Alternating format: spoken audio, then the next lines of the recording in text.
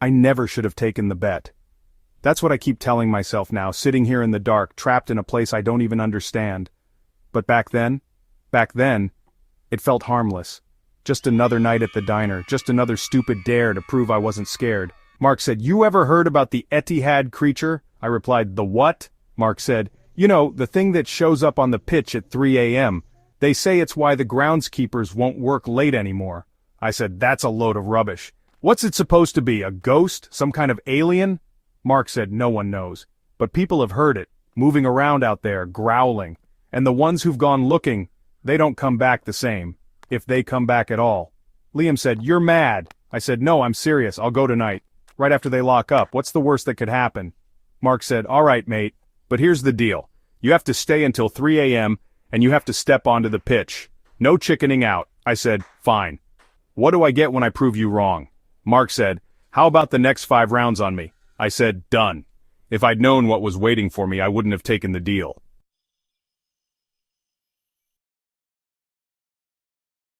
By the time I arrived at the Etihad, it was just past 2 a.m.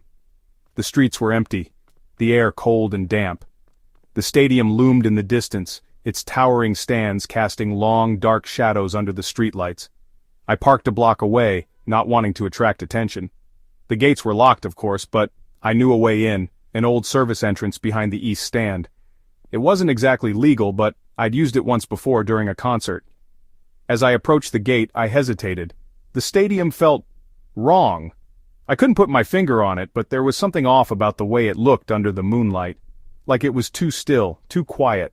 Shaking off the unease, I slipped through the gate and into the stadium grounds. The stands towered over me like giant stone sentinels, and the pitch stretched out before me, perfectly manicured and eerily empty.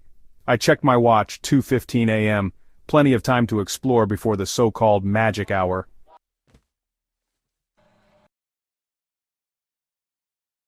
As I wandered the stadium, I couldn't help but think back to the stories Mark had mentioned. Supposedly, the first sightings happened years ago, not long after the stadium was built.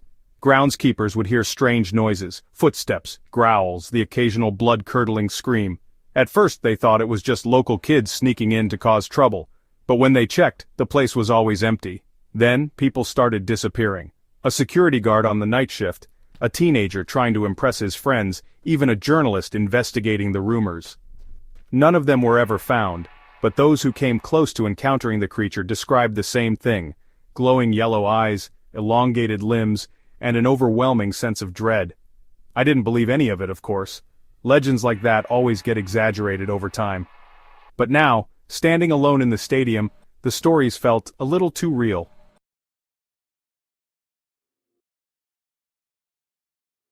By 2:45 in the morning, I was back near the pitch, leaning against the railing.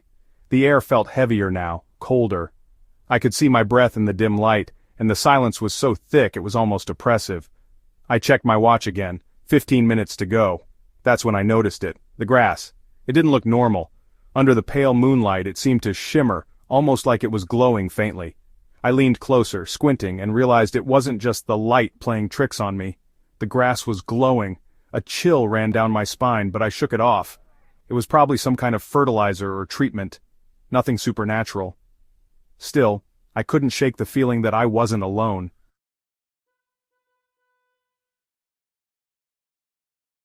As I leaned over the railing, staring at the faintly glowing grass, a strange thought crossed my mind. What if the stories are true? I shook my head, trying to dispel the ridiculous notion. "It's just the moonlight," I muttered to myself, though my voice sounded hollow in the vast empty space. But the more I looked, the more I realized it wasn't the light at all. The glow came from the grass itself, a soft, pulsing luminescence, almost like it was alive. I pulled out my phone, hoping to capture it on video, but as soon as I hit record, the screen glitched. The image warped, lines of static cutting through the frame. My phone buzzed angrily in my hand before shutting off completely. What the hell? A low, distant sound broke the silence, pulling my attention back to the pitch. It wasn't quite a growl, but it wasn't anything natural either. It was faint, like it was coming from underground or maybe from the air itself. I gripped the railing tighter, my breath catching in my throat.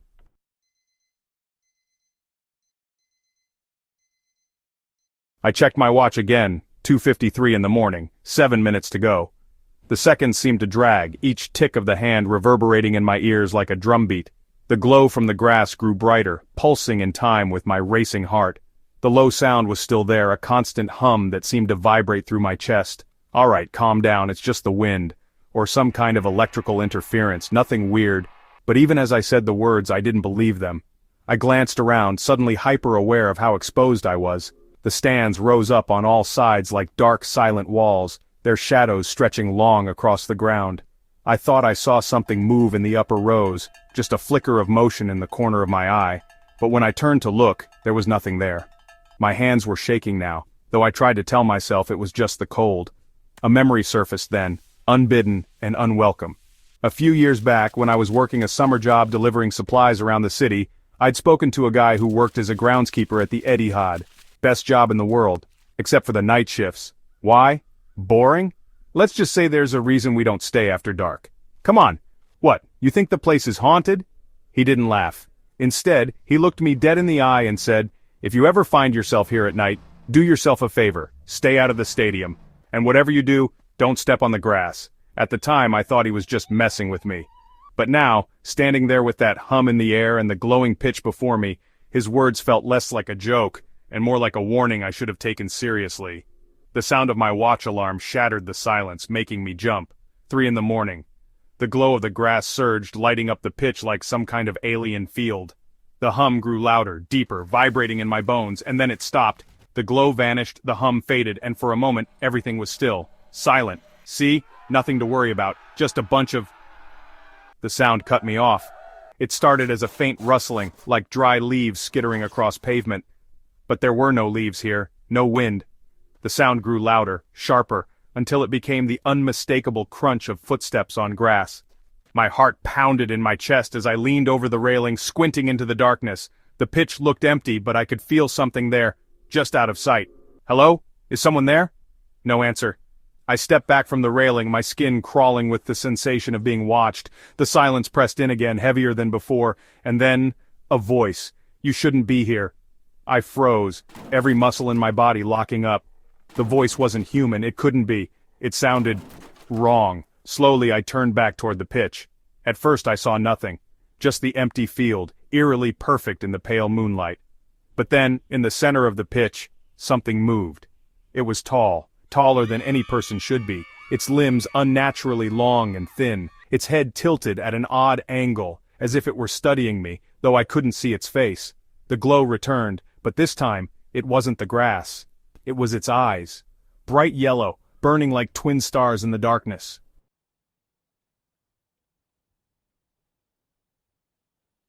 Those eyes, I couldn't look away. They weren't just glowing, they were alive, pulsating like they had their own heartbeat.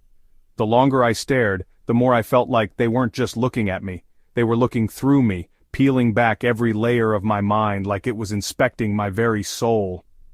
My breath hitched, and I took a shaky step back from the railing. The creature didn't move.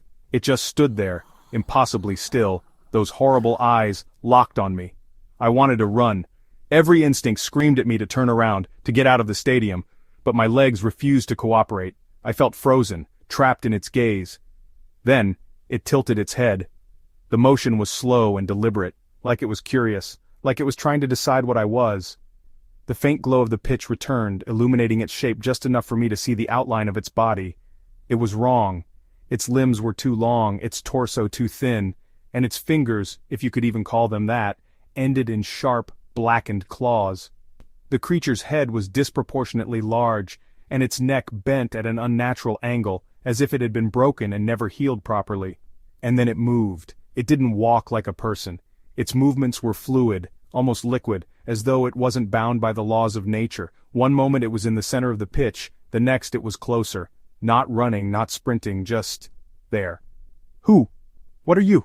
The creature stopped, its head snapping toward me with a suddenness that made my stomach churn.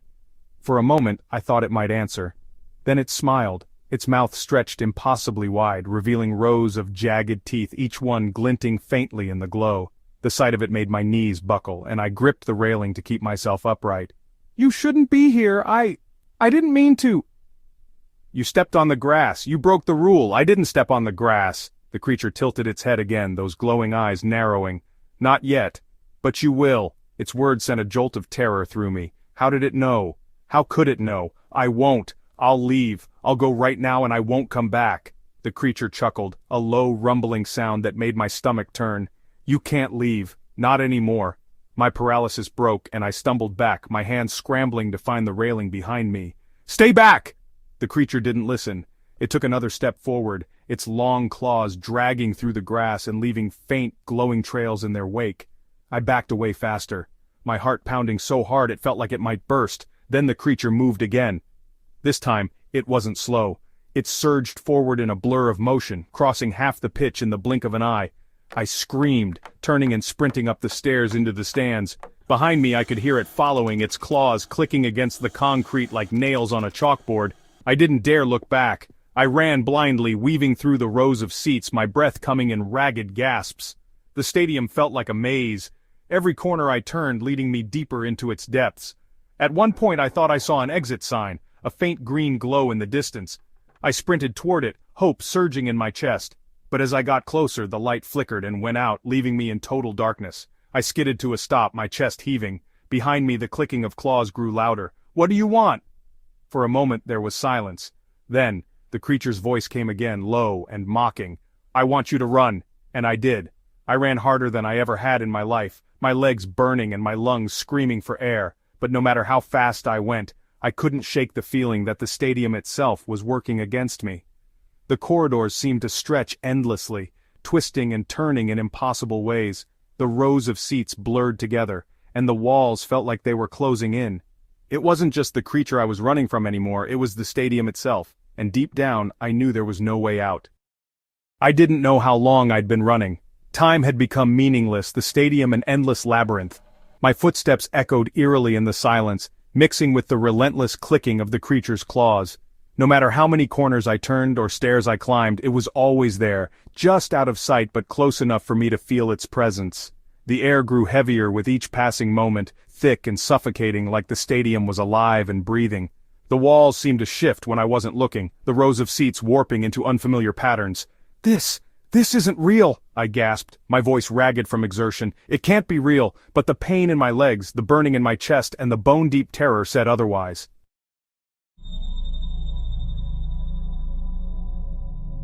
As I rounded another corner, I heard it again, that voice. You're wasting your time, it growled, the words slithering through the air like a poisonous fog. I stopped, clutching a railing for support as I scanned the darkness. The voice seemed to come from everywhere and nowhere at once. There's no way out, it continued, almost amused. You belong to the pitch now. Shut up, I shouted, my voice cracking. You're lying! The creature laughed, a deep, guttural sound that made the hair on the back of my neck stand on end. Am I? It whispered.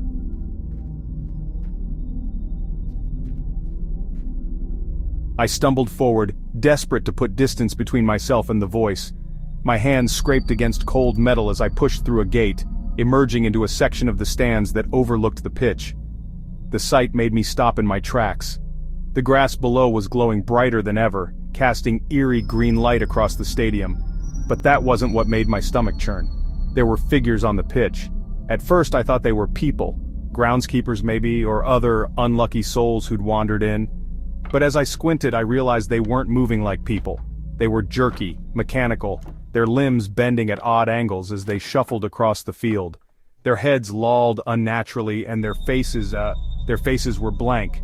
Mannequins. Come down, the voice said, louder now, more insistent. Join the others. I stepped back, shaking my head. No way, but as I turned to leave, the gate slammed shut behind me.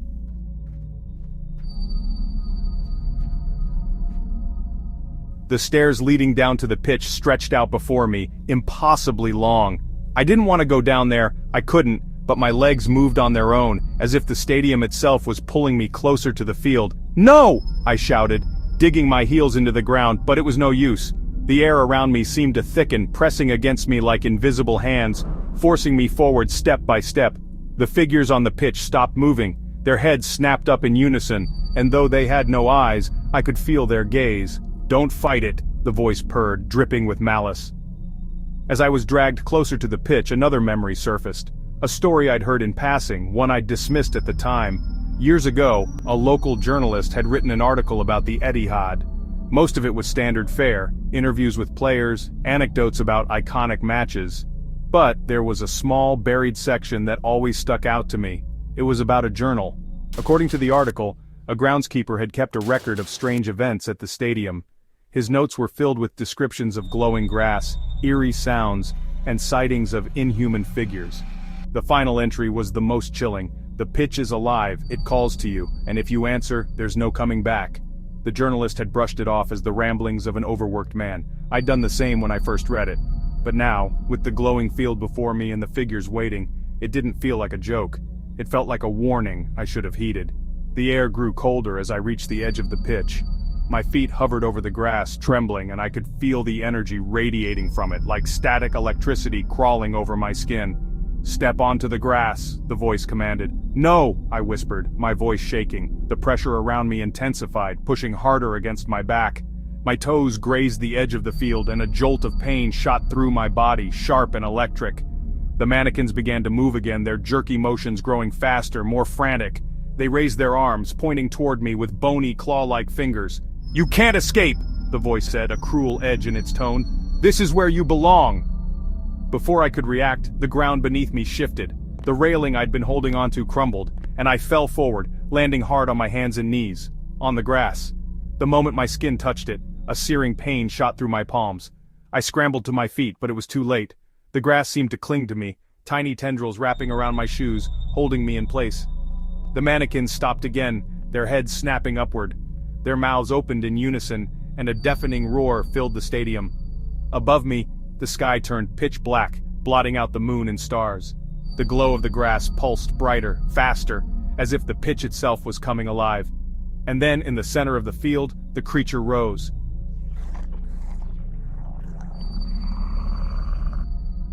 The creature emerged from the center of the pitch, rising slowly, its grotesque limbs unfurling like it had been dormant beneath the grass all along.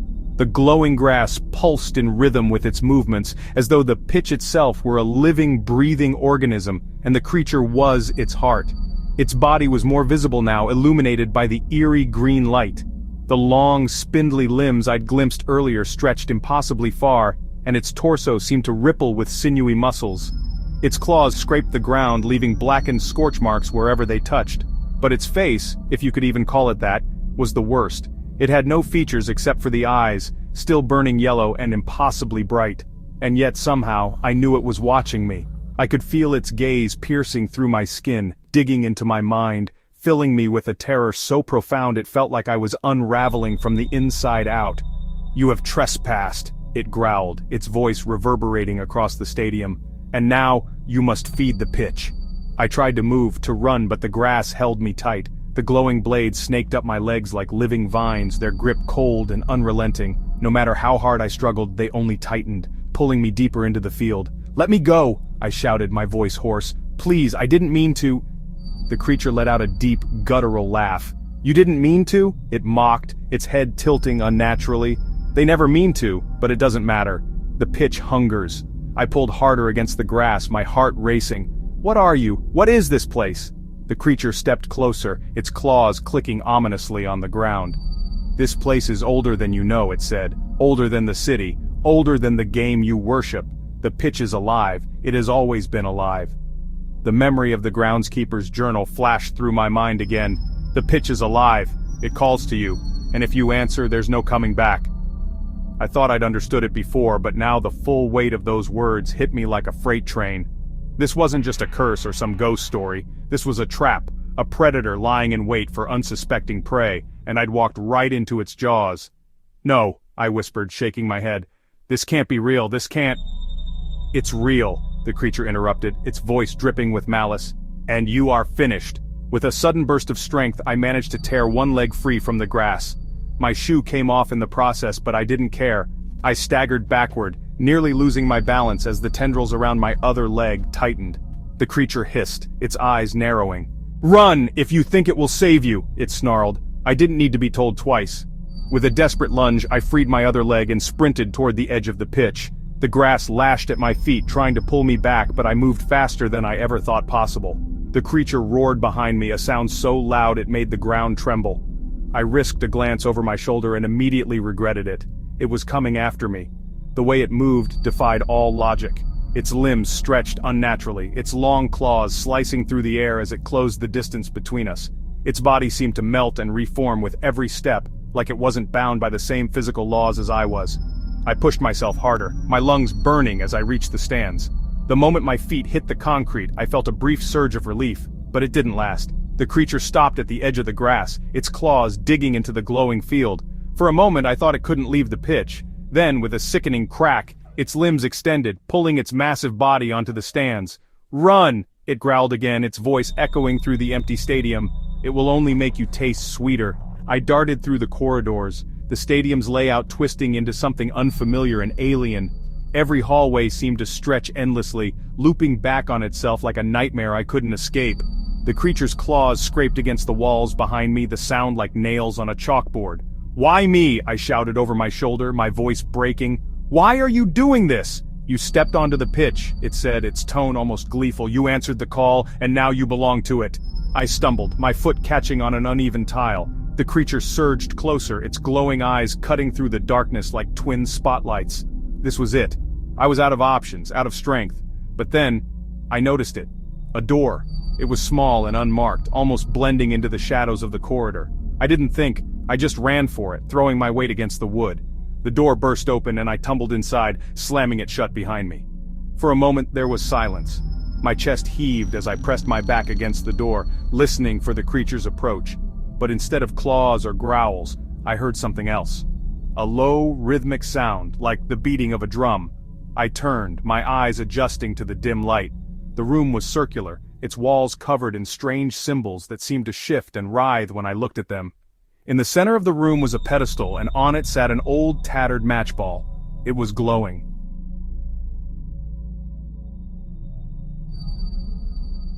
The door slammed shut behind me with a finality that made my heart skip. I didn't know how long I stood there, gasping for breath, trying to piece together what had just happened. The stadium had been suffocating, the creature relentless, the horrors almost too much to comprehend. And yet, in the blink of an eye, I was here, safe. I took a deep breath and wiped the sweat from my forehead, the air cool against my skin. My surroundings were familiar, too familiar. The flickering neon signs, the smell of spilled coffee and stale popcorn, the low hum of chatter. The diner. I was in my local diner, the one I frequented after work with my friends. It felt like an eternity since I'd last been here, but when I saw their faces, I relaxed. They were sitting at the same seats in the corner, laughing and joking like nothing had ever happened. I hesitated for a moment, wondering if I should even approach them. What could I possibly say after everything I'd just gone through? But then, a sense of relief washed over me, and I strode forward, ready to leave the nightmare behind. "Hey guys," I called, my voice shaky but relieved. They didn't look up. I stood awkwardly for a moment, my heart sinking. They were still talking, still laughing, just like normal, but not a single one of them acknowledged me. I took a few steps closer. "Come on guys, stop messing around, I've had a hell of a night, you wouldn't believe—" Nothing. My stomach twisted. I waved my hand in front of one of them. "Jake? Man, are you even listening?" Jake, sitting at the far end of the booth, didn't even flinch. He was still talking, his words blending in with the others. But it was like I wasn't even there. Confused, I pulled up a chair and sat down, trying to make sense of the situation. Was this some kind of sick joke? "You should have stayed on the pitch," a voice cut through the chatter, chilling my blood. I turned, my eyes wide with confusion and growing fear. It wasn't just Jake's voice anymore. The others, all of them, stopped talking in unison. Slowly, like a choreographed movement, their heads turned toward me. And then, in perfect harmony, they spoke. "Enjoy your home games at Man United, shouldn't have let him catch you." Although it should have been funny, their voices were cold, guttural, almost as though they were no longer human. Their words slithered out of their mouths, coated in venom. The corners of their mouths twisted into a grin that wasn't theirs. It was wrong. And then they laughed. The sound started small, almost imperceptible, a low chuckle that didn't match their faces. But it grew. It started with Jake, his mouth stretching impossibly wide as his teeth sharpened, his eyes glowing an unnatural yellow. He laughed louder, his voice warping, shifting between a human pitch and something darker, more animalistic. The sound was like nails on glass, scraping the inside of my skull. It reverberated in my ears, a symphony of torment. But it didn't stop there. The others joined in, their laughs melding into a cacophony of demonic, inhuman sound. It wasn't a sound that was meant to be laughed. No human could ever make such a noise. It was guttural, like the growl of some beast whose throat had never known speech. Their laughter echoed through the diner, bouncing off the walls and crawling under my skin. It was a slow, drawn-out laugh, unsettling and hollow. Each breath between their laughs was an eternity, stretching the sound until it twisted into something else entirely, something unholy. And then, at the peak of it, their eyes locked on me, their pupils dilating to impossible proportions. "You belong to him!" they hissed in unison, their mouths stretching even wider. The words felt like they were burrowing into my skull. "The pitch is hungry, and you answered." The world around me began to warp, like the edges of a dream, crumbling into static. The walls of the diner flickered like old television screens, distorting and fracturing with every passing second. The faces of my friends blurred and shifted, their features melting into grotesque shapes that I couldn't recognize. "No!" I gasped, backing away, my legs trembling. "No, this isn't real, this isn't real!" But the more I struggled, the more the diner twisted. The seats pulled away into nothingness, the tables vanished into thin air. The sounds of the laughter grew louder until it drowned out all reason. And then, with a sickening snap, I felt the ground beneath me vanish. I was falling. The world went black. And when I opened my eyes again, I was no longer in the diner. I was back in the Etihad, back on the pitch, back in the stadium where it all began. The grass was still glowing, the creatures still lurking in the distance, watching, waiting. I tried to scream, but no sound came out. My body felt numb, like I had no control over it anymore. The field stretched before me, endless and alive with the sounds of the creatures' whispers.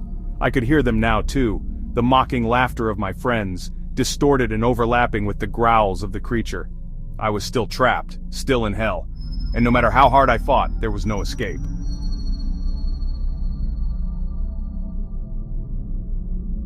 The ground beneath me felt cold, too cold.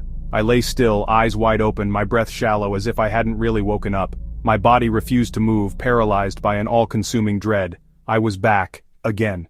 The Etihad stretched out before me, the seats, the pitch, the glowing grass, all of it exactly as it had been before. But something was different. Something was off.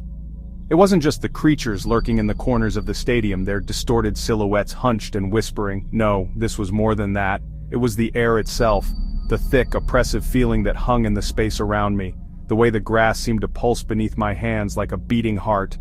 I swallowed hard, forcing myself to stand. My legs were stiff, sore, like I had been standing for hours, days. I was exhausted, but I couldn't afford to rest. I needed to move, needed to escape, but there was no direction. Every path I tried to take only led me back to the center of the pitch. And that's when I heard it. A voice, my voice. It whispered from the grass. At first it was faint, barely audible, just the rustling of the blades, the wind cutting through the empty seats. But then, it grew louder. "Why do you fight it?" the voice asked. I froze. The voice wasn't mine, but it sounded familiar, like my own thoughts twisted and distorted. "You're never leaving, you know." The ground beneath me trembled, and I could feel the heartbeat of the pitch in my chest, a rhythm I couldn't escape. It pulled at my mind, wrapping itself around me like a vine, squeezing tighter with every passing moment. I turned, searching for the source, but I found nothing. The stadium was empty, except for the shadows. From the corners of the pitch, something moved, something large and fast. I didn't need to see it to know what it was.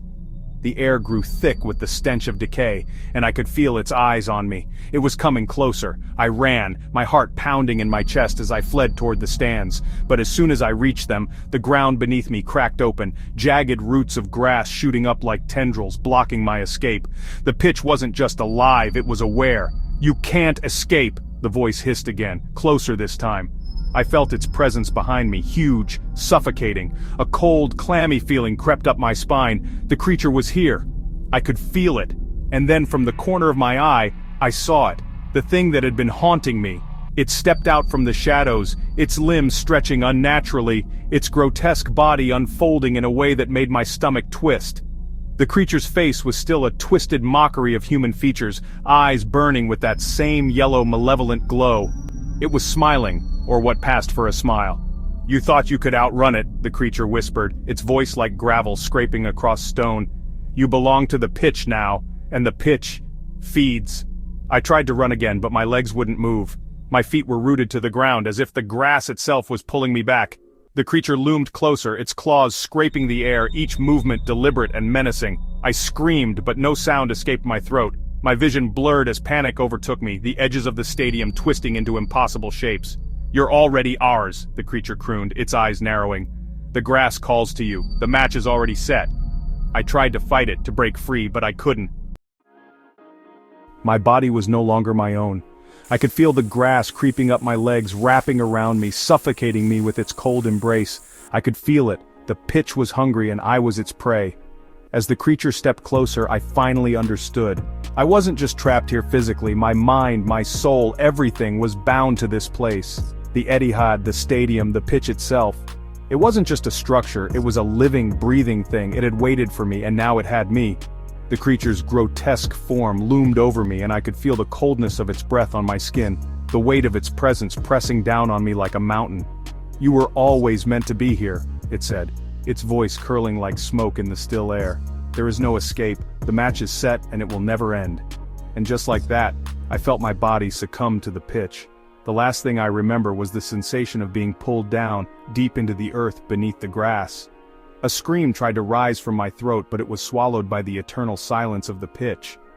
As my consciousness began to fade, I felt something else. A presence.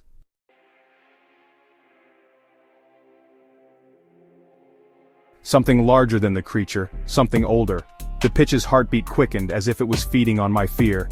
And then, darkness. The darkness was all-encompassing, a suffocating blackness that pressed against my skull, my chest, every inch of my body. I felt nothing, no pain, no fear, no sense of self. I was lost, drowning in the abyss of the pitch. I should have felt relief when the darkness overtook me, but I didn't. Instead I felt empty. And then, the cold, jagged sensation returned. The crushing weight of something wrapping itself around me, the feeling of being trapped in something too tight, too small, something I couldn't escape. My limbs were stiff, unresponsive, as though they no longer belonged to me. I tried to scream, to move, but it was like I had no mouth to make sound. I was nothing. No, I wasn't nothing. I was something else.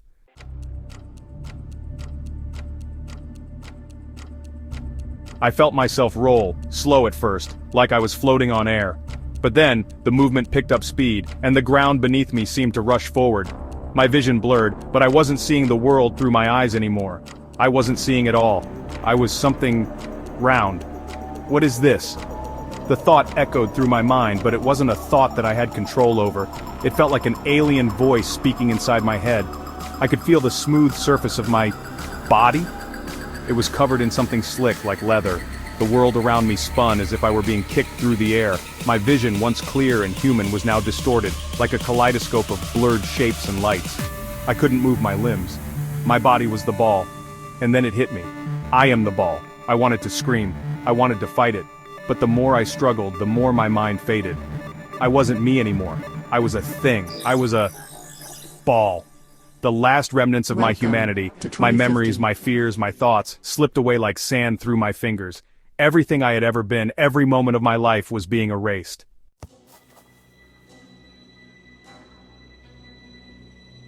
I could feel myself being kicked again, faster now, spinning through the air as if I was part of a game, a cruel, twisted game. I tried to think, to grasp onto something, anything to pull me out of this nightmare, but there was nothing. The creature's laughter echoed in my mind, a distant mocking sound that twisted and writhed like a living thing. "You belong to the pitch now," it whispered in my ear, its voice taunting. "There's no escaping this game." I felt the pressure on my body as if I were being kicked by dozens of players, their feet slamming into me with terrifying force. I rolled across the ground, helpless, caught in the endless motion of the game. The field stretched before me, its glowing green surface taunting me.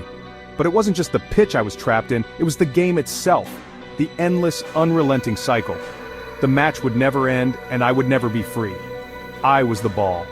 I could feel the hunger now, deep within the fabric of my being. The pitch's hunger was not for a human soul, it was for me. I was the object that fed its endless thirst. Every time I was kicked, every time I was sent spinning across the field, the pitch consumed a little more of me. And every time the ball was kicked into the net, I felt the satisfaction of the pitch, its pulse quickening, its hunger momentarily sated. But there would never be enough, because the pitch was insatiable. Time didn't pass in the way it should have. I wasn't sure how long I had been rolling, spinning, kicked again and again by invisible forces. Was it minutes, hours, days? I couldn't tell anymore, but I felt it. The creatures on the edge of the pitch watched, waiting, their eyes glowing with anticipation as I was sent flying through the air. They didn't care about me, they didn't care about the game, they were only interested in the ball, and I was the ball. I was tossed again, spinning into the air as if I was nothing more than a tool, a pawn in a game I would never understand. My existence, reduced to nothing more than a simple object, would go on forever. Kicked around, thrown away, forgotten. But there was a part of me, a tiny fleeting part, that still remembered. And with that flicker of memory, I could feel my soul screaming.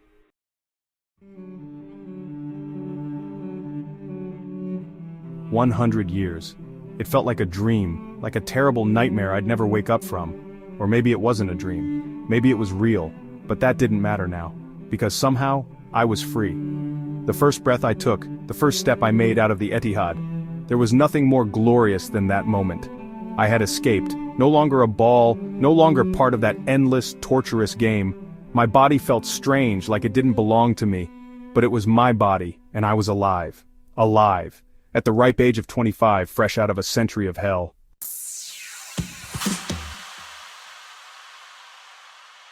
I didn't know how I ended up here, at this small, dimly lit diner tucked away on some forgotten corner of the world.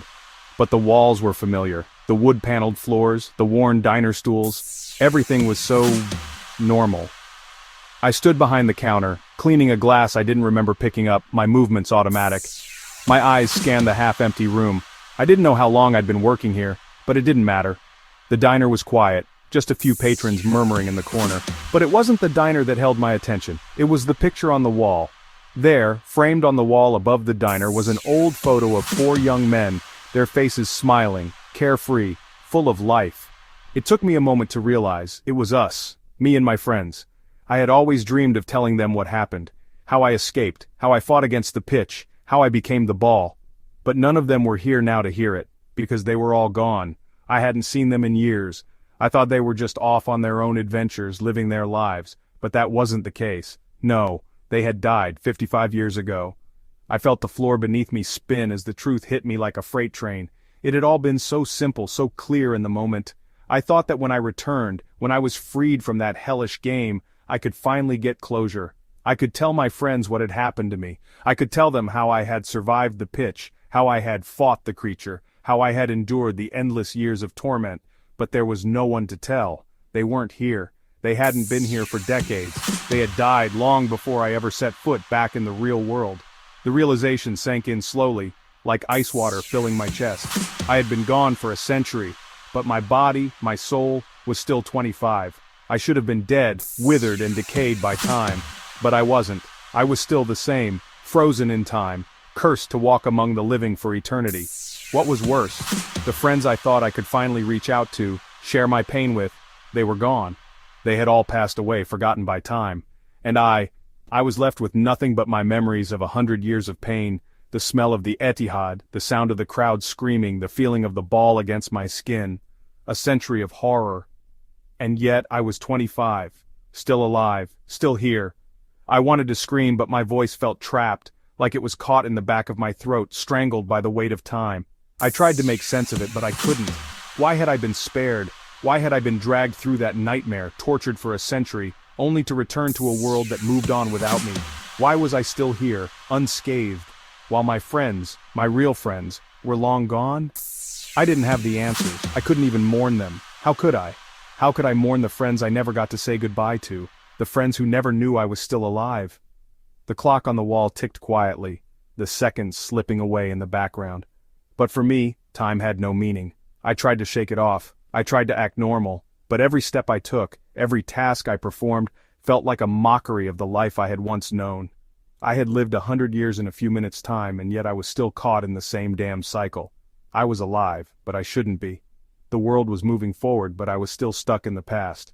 And the diner I worked in, the diner where I should have found solace, only reminded me of how much I had lost. I glanced at the clock again. It seemed to tick louder now, the sound growing louder and louder, drowning out everything else. The faces on the photo stared back at me, unmoving, frozen in time. They didn't need closure. They didn't need answers. I was the one who needed to wake up, but I never would. And just as I thought I might collapse under the weight of it all, I heard a voice I hadn't heard in decades. Enjoy your home games at Man United, shouldn't have let him catch you. It was them, my friends. But their voices weren't just voices, they were ghosts, echoes of the past, trapped in the walls of this diner, haunting me. I turned, my heart racing, but no one was there. Only the empty chairs, the photo on the wall, and the ticking of the clock, relentlessly mocking me.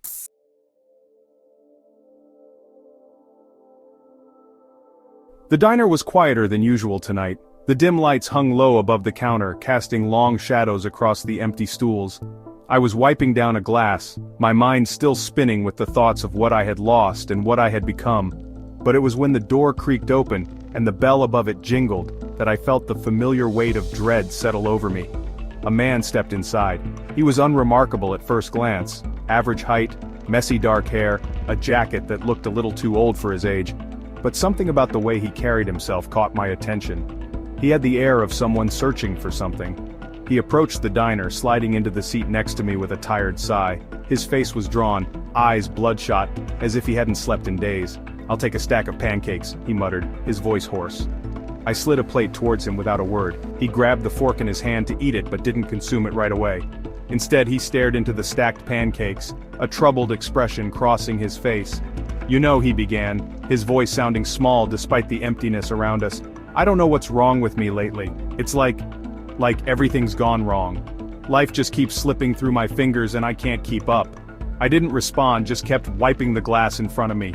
I'd heard this story before, countless times. People come in, empty and hollow, looking for something to fill the void. They all want something more, something they can't seem to find in the day-to-day.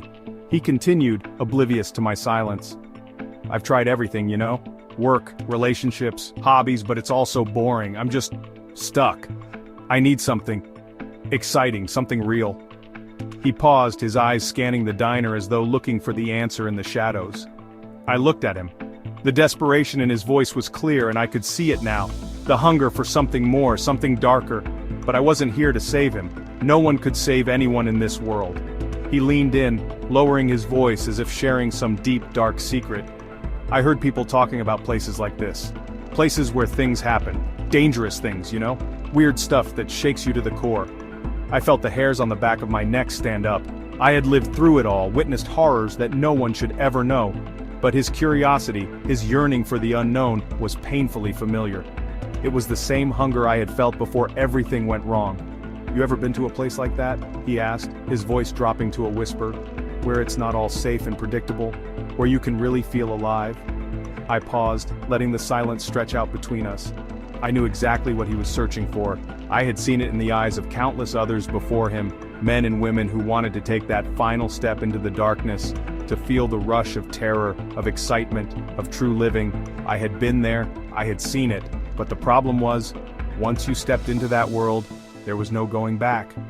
"Maybe I know a place," I said, my voice steady, despite the tremor in my chest. The man's eyes lit up, and he leaned forward, eager for more. "Where? What kind of place?" I took a deep breath, the memories of that endless cruel night flooding back to me. The Etihad, the creature, the game. "It's almost 3 a.m., I said, my voice calm but my heart racing. "Ever heard of the Etihad creature?"